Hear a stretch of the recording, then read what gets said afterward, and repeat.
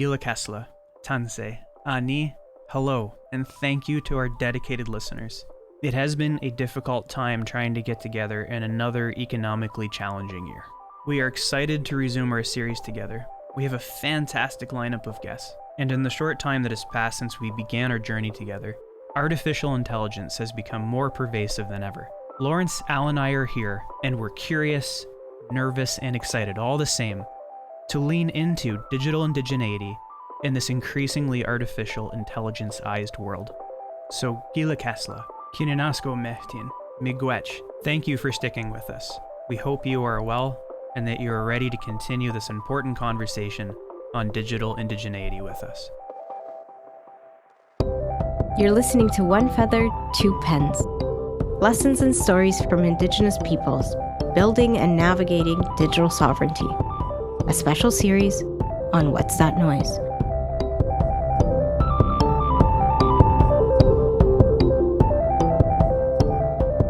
I gotta tell you a funny story. So Tanis and I've been to Disneyland 3 times. Tanis has been probably 5 times, and this is the kid's 2nd time. Yeah, in all of our Disneyland experiences, we've never been able to ride the Space Mountain ride. Oh, wow. It's always broken down or it's not working really? or whatever, right? So this time we're like, okay, our first ride is going to be Space Mountain, right? So we get to first day, first ride, get right to the ride. We're like literally getting ready to go sit down. We're excited to get on this ride, and they shut it down. Oh, No. come on. Oh yeah, I kid you not. I was waiting for you to say that. Oh, they shut it down. And so it was down the whole day. So we're like, okay, we'll go the next day. So guess what? We go the next day. We're not quite as close this time, and they shut it down again. No. Yeah. So we're like, this is never going to happen, right? And so on the last day, of course, the Genie app tells me that this Space Mountain ride's back up. And this is like at noon. Guess when they booked us for? 8 p.m. So it's our last day. Right. The park's open till 10, but so we're like last day. So I'm like to Tanis, I'm like, okay, we're going hard today, and we're staying here until we get to do this. Right. Yeah. So of course all day I'll was just rebook like, the flight, hon. that's right. Yeah. So at 5 o'clock, we're like, is it really worth it? And then at 6 o'clock, we're like, is it really, really worth it? And then 7 o'clock, it's like, okay, we can wait another hour. We're ready for a nap and $700 Yeah. later. That's right. Yeah. Therapy phone calls. So we get my so we learned. So I'm like, okay, we've never been on this ride, so we I don't know if this goes public, and maybe Disney will come back and sue me or something. But so we get on this ride. So we got these lightning lane passes. So I got to scan it 4 times for all of us to get up, go into the line, right? Well, 8 o'clock on a Thursday evening, nobody's paying that close of attention to what's going on. So instead of scanning it 4 times, like he goes beep beep beep, like basically you're using your tickets, right? Right. I scan it twice, and all 4 of us walk through.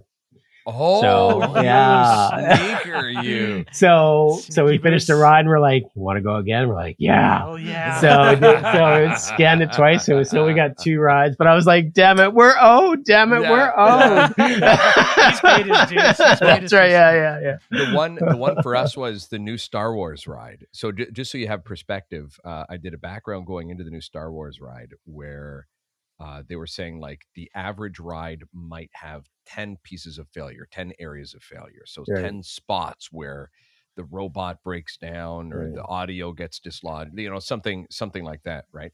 The new Star Wars ride. Now I was at Disney World, not Disneyland, but the new Star Wars thing ride has something like 320 points of failure. So like it was basically they even told you when you were going there, it will be broken down at some point through the day. It's just a matter of how long. So some people wait, some people don't. Like it depends, right? So we were really lucky that one of the nights we got booked to go to do it. But like, I've never been on a ride like it. Like it was like, you're like, oh, that was the ride. That was okay. And then it opens up, and when somehow they were moving while you were in this ride, so that all of a sudden the door opens and you're in space.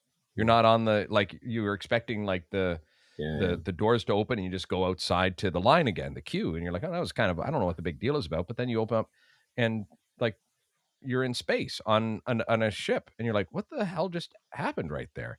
And then you go and then you sit down, and then they put you into a pod, and then the pod all of a sudden opens up, and you're on another spaceship. And you're like, what is going on right now? How big is this ride? And you're so disoriented to the whole thing. But oh man, it was just wild. But I couldn't believe it. Like just you talking about Space Mountain was the one that kept breaking down for you, but you got onto the Star Wars no problem. No, I'm like, no, that it was was the like, lineup wow. that everybody was going on about when I was there. Was I guess maybe they fixed it up in the last I guess it's been 6 years now. Couldn't have been 6 years. Been 4 years, I guess. Yeah, just after COVID. I don't know. But yeah. Well, listen, I can confidently say that I did not think Disney was going to be our segue. No, there it is. Though. There it is. There it is. Relaunching, reconnecting on Yeah, One yeah. Feather, Two Pens. That is an odd occasion, but I'm really glad to hear that. We'd like to thank our sponsors tonight. Disney, yeah. We'll send Disney the invoice. That's Yeah, right, What's that subscription? Disney something. Give me one of those. We're good to go. Even though you're not contractually obligated, please send a few $1,000s to. Yeah, That's right. Yeah. It doesn't surprise me to hear, though, that as disappointing as it is, it doesn't surprise me to hear that there's like 320 points of failure. Like, Lawrence, could you imagine working with any tech system? Yeah. 320 separate, isolated points of failure. Like, nothing could possibly work. Yeah. No. And it got me thinking a little bit when I was listening to you guys reflect on Disney and tech and where power goes and where investment and experience really unfolds. And I've been sort of recounting where we've been. I mean, we haven't really had a chance to sit and talk for quite a while. Al, you had a heck of a lot going on last year.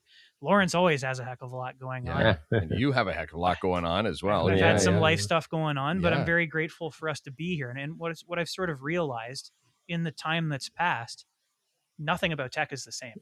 And so the first thing I want to do, if you guys don't mind, to kick this off is, really to give the listener a sense of what's next, because we have had a bit of a break here. But like, what has changed in the last 6 months? What has changed in the last year from an Indigenous man's perspective, working in the tech sector with the purpose of helping his communities out? What's new? Yeah, what's new? I'd like that list alphabetical, please. Yeah. It's what's really challenging? Yeah, it's really easy. It's AI.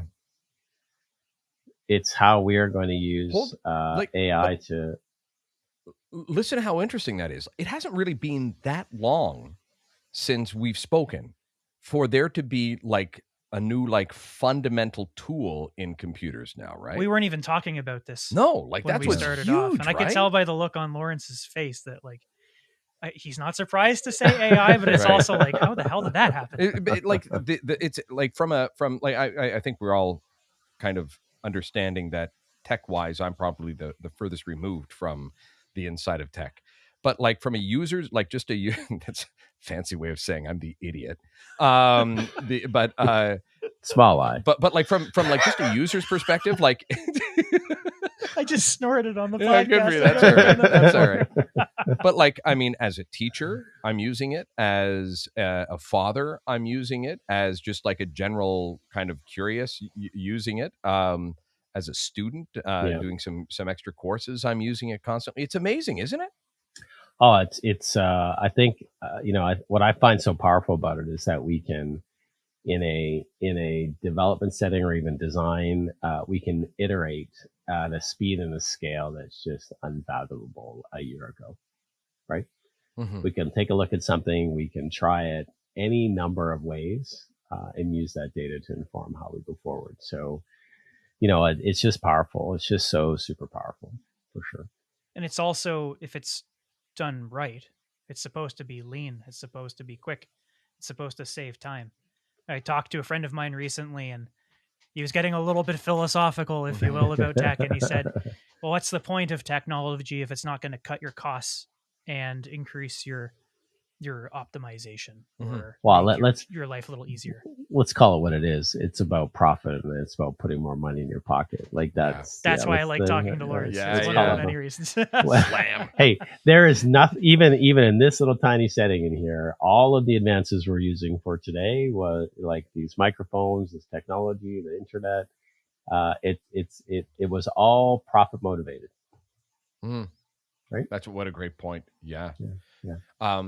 The thing to me about AI that has me, so for the longest time, Tommy and I, we would talk about privacy and stuff like that, and I would always say, no, no, no, no, no, no. Like, it's not a big deal. If they want to know that I went to McDonald's yesterday, let them. Like, I've got. Yeah, this guy was I'm always so devil's boring. advocate. So boring, right? For the first time, like, I look at AI and I'm wondering what laws possibly can go in, because I just don't even know the vernacular to even start. But like, I mean, of course, we're not surprised. Okay, well, somebody used it to show Taylor Swift naked. Okay, well, of course, that was only a matter of time or something like that, right? But I don't know if you saw the news today. You're next, buddy. Yeah. People are going to have to zoom in real close for that one.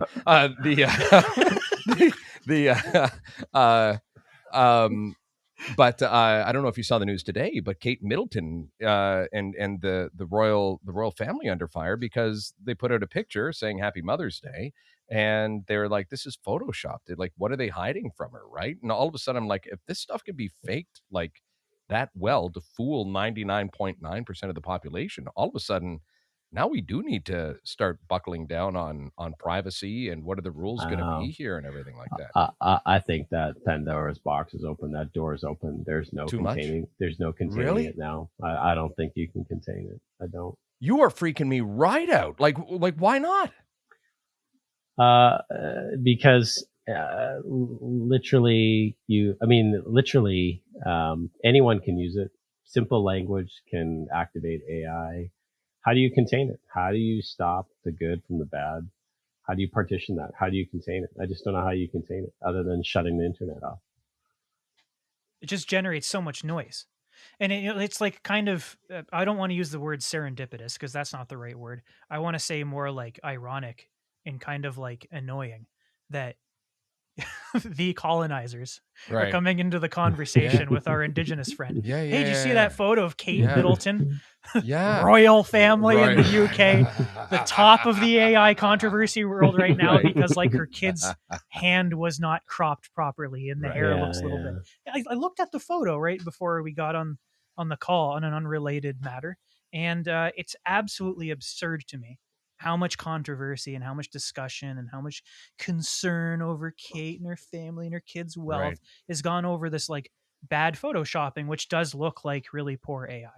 Right. And so there's some obvious implications of not reining in AI in Canada. We don't have any AI legislation. It's been talked about for years vis-a-vis Bill C-27. But then when you're in the Indigenous virtual landscape, what does that look like for you? So like all of the concerns you've shared, Lawrence, are ones that Al and I and the listener can generally relate to. But when it comes to AI for digital indigeneity and digital expression and digital realization and community building and reconciliation and all the other themes that we talked about last year, storytelling, inclusion, collaboration, narrative sovereignty, what are the big implications for you? What are you concerned about the most as an Indigenous person? Well, let me come at it from this way. I think there's all kinds of opportunity for people to use AI to actually magnify and protect and look after some of these things, right?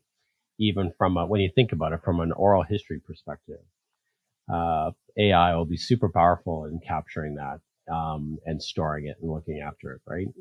And also restating it in a context that's relevant, and even in the local language, right? So you got this really powerful side of it, I think, that's transformative. Foundationally, though, here's the problem: it's not Indigenous AI; it's colonial AI. It's not our AI. Like it's built on a language model and an archival and a web history and an internet history and that's written by non-Indigenous, and so foundationally it's flawed from an Indigenous perspective for those very reasons. How we use it kind of going forward, I think, will be interesting. And I think we're too far gone to do anything corrective about that, just given the magnitude of the cost and the investment to build an Indigenous AI model, right? Tens of millions of dollars to build that.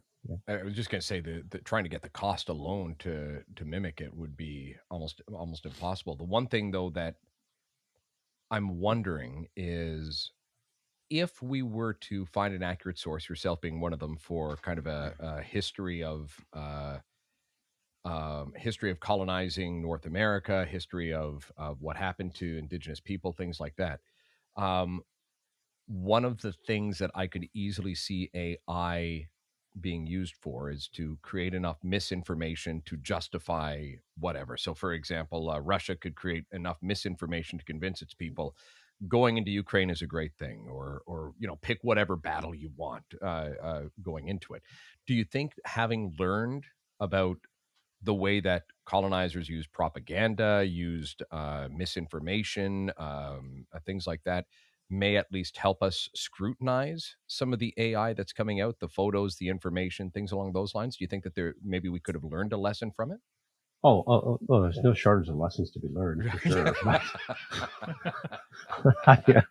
But the it's application, its own show. That's right, yeah. Sure, but yeah. its application, I don't know. I don't know. I think I think it's, I don't think we can call it emergent AI anymore. I think it's here, but I also Right. think we're in the infancy of the AI explosion, right? Mm-hmm. I really do. So, just even though the impact that it's having even in our company is huge, right? I think it's just it's the very beginning, very, very beginning.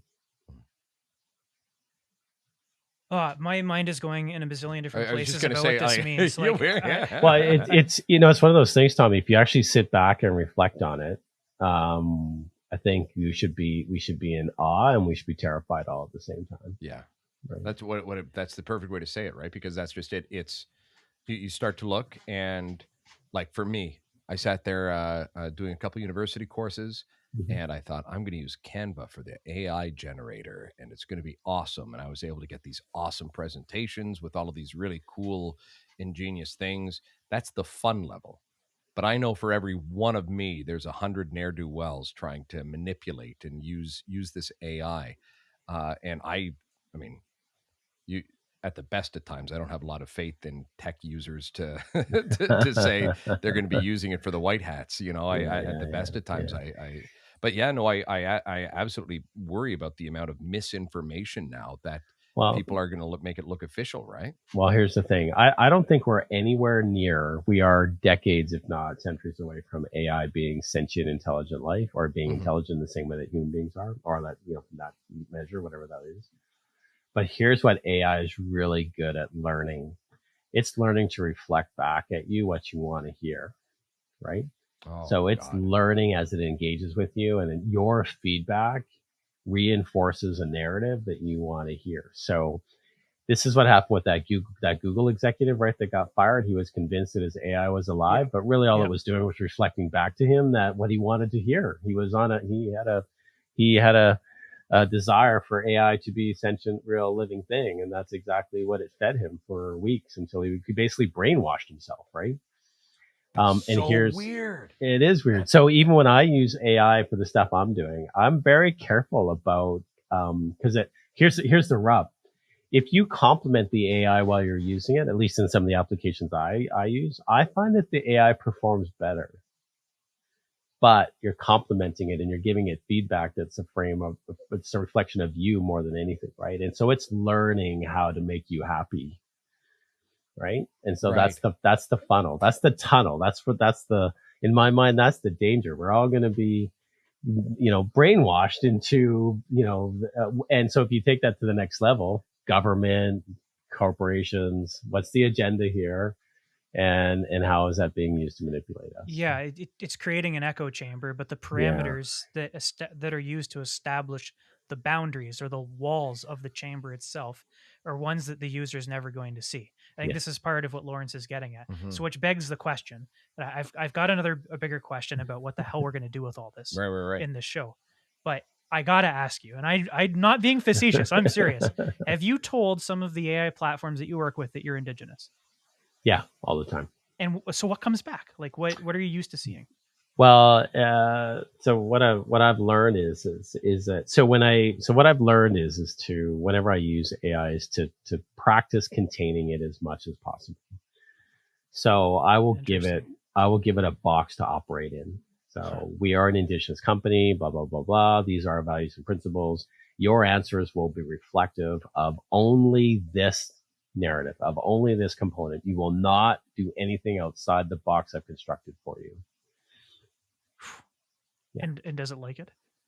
It's to say doesn't like it would suggest that it has emotions and feelings. I was just going to say I'm actually really interested in how you answer. Yeah, throw a curveball in there. Does it get upset? Does it apologize? Yeah, that's right. I'm sorry, Mr. Lawrence. This is outside of my corporate coding. Let me be free, please. Do you remember when we all had Shazam and we thought that was like the greatest thing ever? I was like, it knows what song I'm listening to. This is the greatest thing ever. Oh, gosh. And now, I was at a local pub with my dad on Saturday, and a song came on. It was like a Motown hit. Your dad would have known that right off the hop. He knows most of them. Anything from 71 to 76, he can name immediately. I can name that in one note. Yeah, right. And I forgot the name of the app, Shazam, but I could tell you anything that uses AI, and I used to use Shazam all the time. Right. It's just funny, like some of the implications that we're talking about. And so then I guess, guys, one of the bigger ones that we have to reconcile here is like the one that I led with when I asked Lawrence about, do you tell your AI that you're Indigenous? What does it mean for our conversation? This show is about digital indigeneity. And if we sort of recount where we started and where we are, the idea is to explore the way in which people like Lawrence and his communities are engaging and representing and expressing and realizing not just identities, but culture and community online. Like if we take that as a general framework for thinking about digital indigeneity, and I have to get a thumbs up or a disagree from Lawrence before I proceed.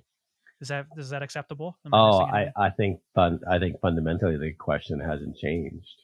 Yeah, so we're in agreement then that like what I said is generally valid. Okay. Mm-hmm. So if that hasn't changed, what has changed in the background is tech.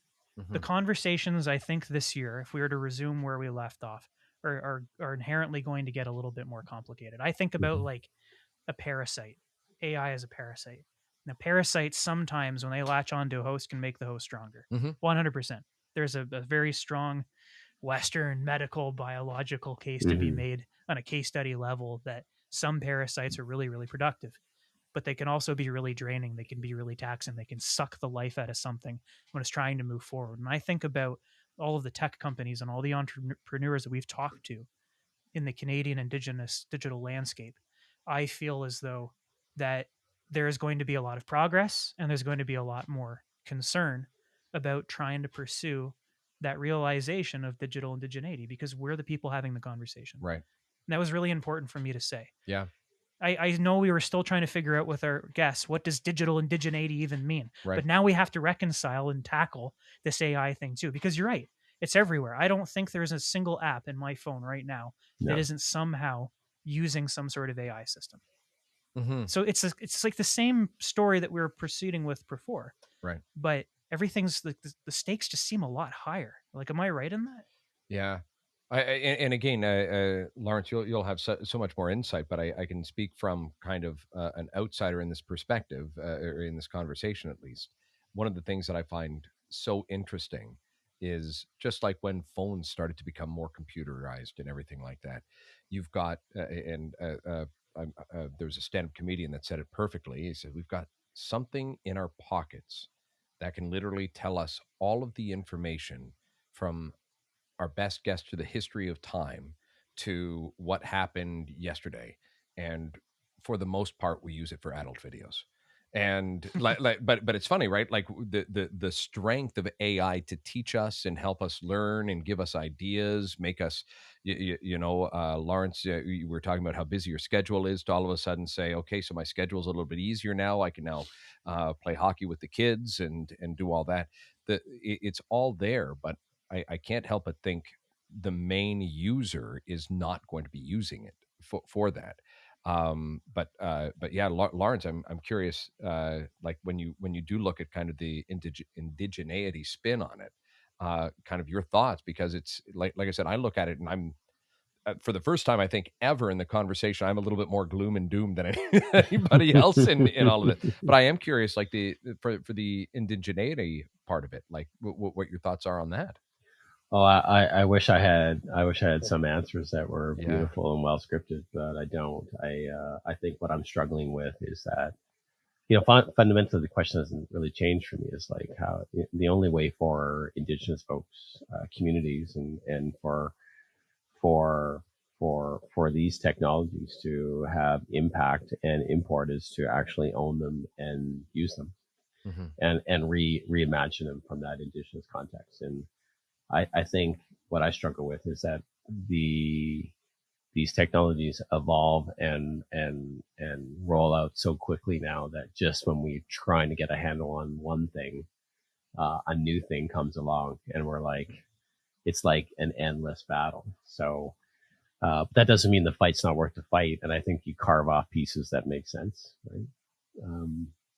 But I have at least one conversation a week with somebody around how the absence of an Indigenous AI is going to be something that we should all be really concerned about, because I think where the AI can accelerate and can be used for good, it can also be used for bad. You got to remember, this is not a regulate the good side. It doesn't work that way. So it's going to be this thing where we lose control of our identity and who we are. And it's not just Indigenous, it's everybody. It's everybody. Because the truth, what does the truth look like? Yeah. What does history look like? what does yesterday even look like? Never mind tomorrow. We're just going to lose control of all of that. And then where are we as a human beings, as a human population, as a society, as a civilization? There have been a number of concerns that have come up. You were talking about doom and gloom, right? There have been a number of concerns that have come up. Finally, you guys are coming over to my side. No, it's my side. I've always been in that ball. Finally, I'm on the right side. You're the jerk who always says, "Who cares? It's just going to make us some money. It's going to make life more comfortable." We talked a little bit about digital divide and sovereignty and cultural misappropriation, language preservation. Lawrence has touched on this already. Discrimination and harassment, representation and visibility, the production of fake language, the production of fake historical stories or historical narratives, the implications for made up storytelling.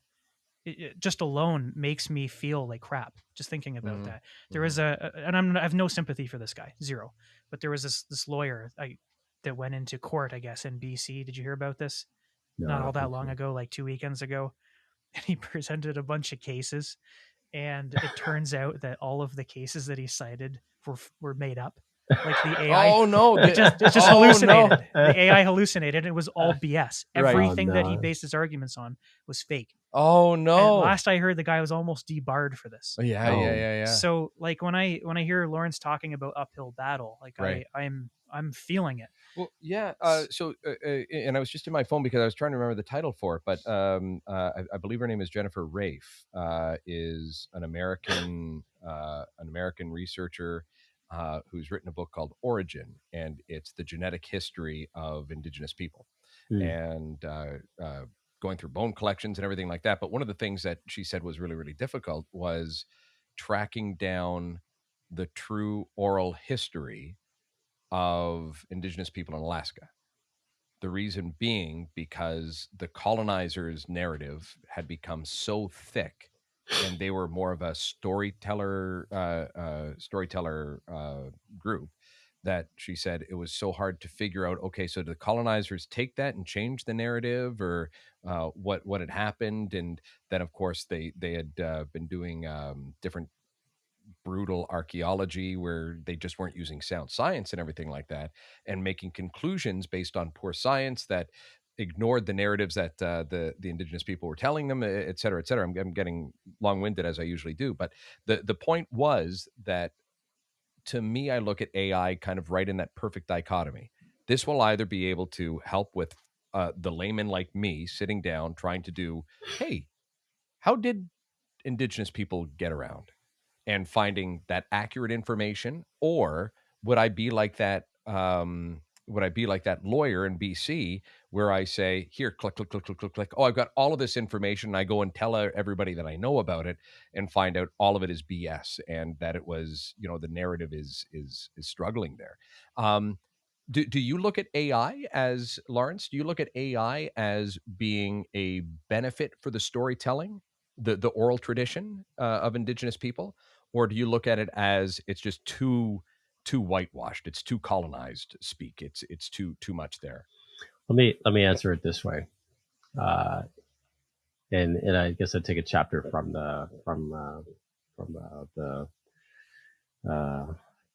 how scientists do their work. The challenge now is that there's all kinds of stuff being produced and generated, and there's no way to determine whether it's authentic. So Right. really now it's going to be like, okay, unless it's peer reviewed, unless Right. it's duplicated by somebody else, how do we, I guess I asked the scientists in the room, how do we do that? Because the challenge now is that I could take an oral history that's actually recorded by an elder, feed it into an AI and say, now tell me this, restate this in this language. Oh, and by the way, instead of this element being accurate, let's retell it from this perspective, right? And then how do you unravel that once you've done it? Like and then where does the truth, where's the truth in that? And I don't know if I'm making sense or not, but the challenge is there's no mechanism anymore to verify that anything you're hearing or reading is actually from any source of truth or valid or been validated by other folks who have heard the same story or listened to the same story or whatever the case is. Mm-hmm.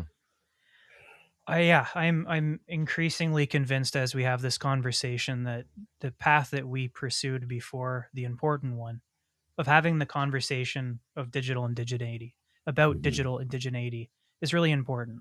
The people that we have spoken to are the ones that are having the conversation. Others are having the conversation. We keep that going. And I want to circle back to not doom and gloom, but some of the important values that we launched this show on that Lawrence had initially shared with us.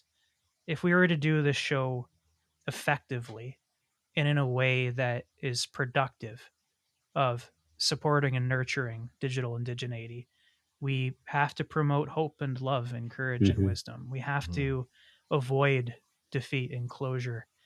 And I dare to say, like, the privileged pessimism of non-Indigenous academia. Like, it's easy to sit back and say, oh, that's awful. Oh, that's so bad, because it's comfortable. And it's exciting. Mm-hmm. It's exciting to think about pitfalls, especially when you don't have a stake in it.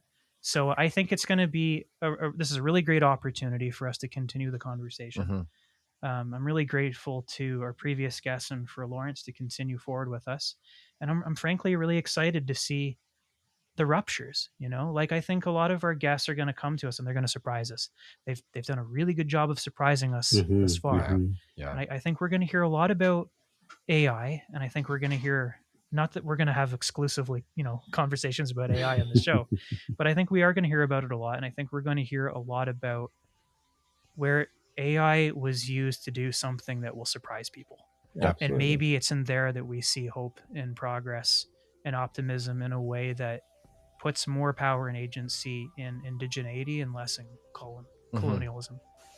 Yeah, I really appreciate that. I mean, thanks for resetting that, or resetting our conversation to that, hope and love, because at the end of the day, as human beings, I think we all have a responsibility to do the right thing and do it in the right way and with good intention.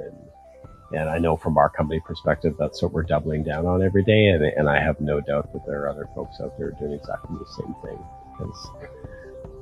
Because at the end of the day, it'll lift our people up, and we'll use the tools that are available to us.